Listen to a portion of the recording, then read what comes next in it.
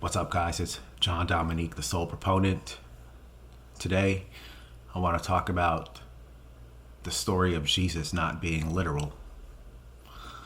This is an important discovery, an important concept, an important idea that we need to experience on our own on a path to the soul.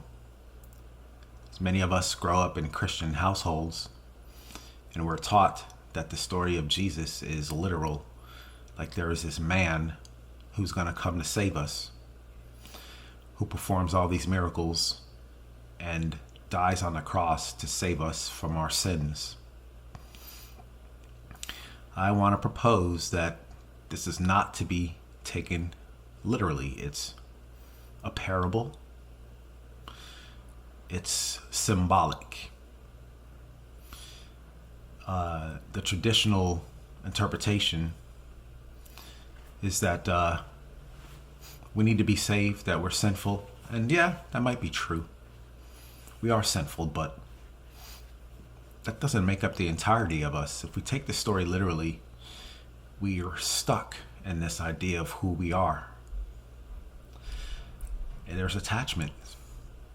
There's attachment to an identity of being Christian, being a good Christian, because believing in Jesus will take us to heaven, and that's a good thing.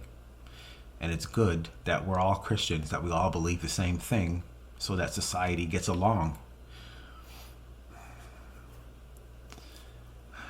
The problem is, we know the truth sets us free.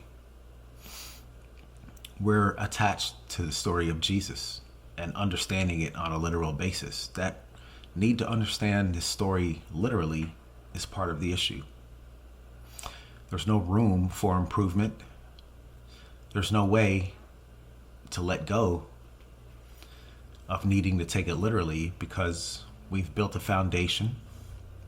We're trying to solidify ourselves, trying to solidify the identity of being a good Christian and believing in Jesus, trying to get to heaven. All these ideas,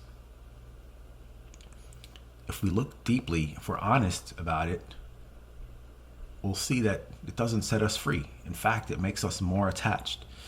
So this can't be the truth that sets us free, because the truth that sets us free will set us free. It doesn't make us more attached to beliefs in Jesus.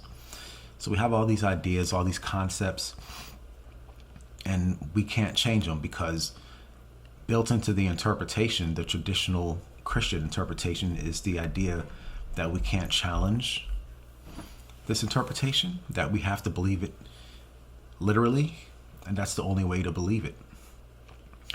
And you have to follow the rules, follow the guidelines, and we're stuck and we're fixated, and there's no way to adjust. I'm going to propose that the story of Jesus is not literal.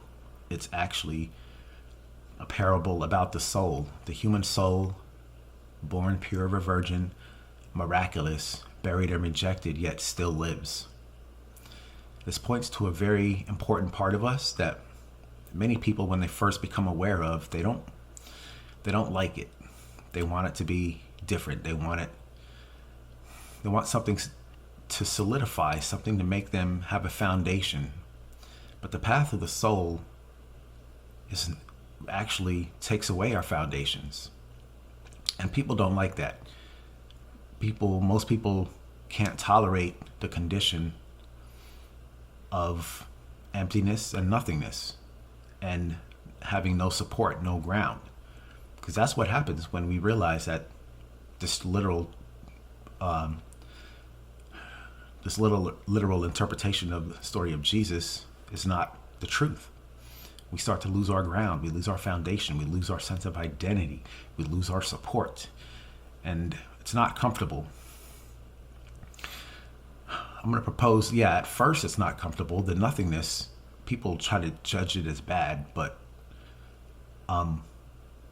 we need to be able to allow the process of spiritual awakening, because that's part of the process of coming to this emptiness and this nothingness. When John the Baptist says, clear the path, make a straight way for the Lord, this is what this is. It's emptying, divesting ourselves, our interior, our inner heart. We have these ideas and beliefs that we're grasping onto. And even this idea, it's not just, belief in Jesus. It's the belief in the identity of who we think we are. And even the entire foundation of human civilization. The rules that we abide by, the standards, science, morals, logic, reason, all these things, these are just kind of like concepts and ideas, but we fixate ourselves on them and try to make them into something real to concretize ourselves. We want to exist. It's the job of the identity to survive. And the identity does such a good job, but it has these dependencies. And these dependencies become a problem. Like, we hang on to this idea of Jesus coming to save us, for example. It's a transitional object. Transitional objects are like blankets and teddy bears that babies use to feel comfortable and to keep their lives manageable when we're young. And that's good for when we're in stages of, when we're very young and we need something to hold on to so we can have some type of sense of comfort and foundation and something to hold on to. But if we hold on to them forever, it becomes painful. Because we know there's more to life. We're restricted. It's fear-based. And that's not a bad thing. There's no need to reject this, but we need to see that, for instance, this idea of believing in Jesus is just changing one transitional object for another. Instead of holding on to babies and teddy bears, we're holding on to belief in Jesus. A lot of people don't want to hear this because it's uncomfortable, and to consider loosening our attachments and identifications and our letting go of our cherished beliefs that we've depended on for so long. It's challenging. It's scary. But I will propose that the scary thing is not coming to terms with this idea that this story of Jesus is not literal, that it's symbolic for the soul. Not allowing the process of spiritual awakening, not allowing the awareness to unfold, not allowing the emptiness to overtake us and show us something bigger. It's suffering, and it perpetuates suffering. And we can tell because you can look throughout history and just see all the wars and see all the bickering, see all the fighting. There's division, there's conflict everywhere. Somehow we think this belief in Jesus, the literal interpretation of Jesus, will fix it. It won't. We have these splits. They're unconscious. And the belief in Jesus won't resolve anything because the soul is the healer. It's a miracle of oneness.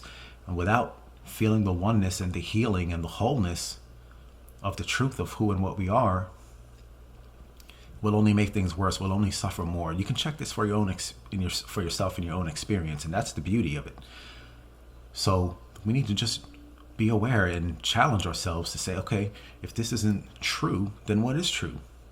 And we can reverse engineer to find out the truth for ourselves and go through the process of becoming one with the truth. That's what spiritual awakening is. That's part of the process.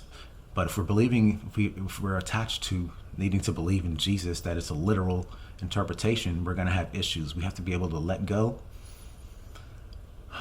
of everything we're trying to hang on to, all of our hopes, all of our dreams, all of our desires. That's part of the process of spiritual awakening to the soul. So the story of Jesus is not literal, it's a parable, and it represents what we experience on the path to the soul.